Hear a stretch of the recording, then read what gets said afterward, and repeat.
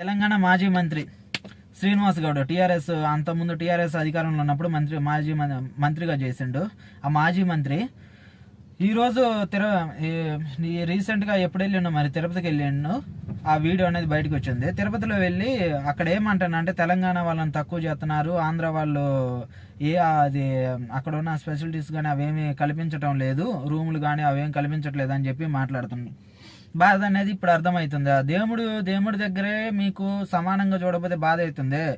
మరి చాలా మంది ఆంధ్ర వాళ్ళు ఇక్కడ క్యాబులు నడుపుకుంటా ఉంటే ఆ క్యాబుల్ని ఆంధ్ర క్యాబులు ఇక్కడ తిరగొద్దని చెప్పి చాలా మంది ఇక్కడ ఇబ్బంది పెడతా ఉన్నారు. ఎయిర్పోర్ట్లో అయితే ఒకడు ఉండు, ఆ పనికి మాలిని ఎదవకి వాడి బిజినెస్ చేసుకోవడం కంటే కూడా పోయి ఆ ఆంధ్ర క్యాబుల్ని కర్ణాటక క్యాబుల్ని బయటికి పంపించడమే వాడు పనిగా పెట్టుకుంటాడు. మరి ఇలాంటివన్నీ కనబడవా? ఇక్కడ నేనేమి ఇక్కడ ఆంధ్ర తెలంగాణ సపరేట్ చేసి మాట్లాడలేదు, కానీ విడిపోయిన తర్వాత కూడా ఇంత వివక్ష చూపిస్తున్నారు.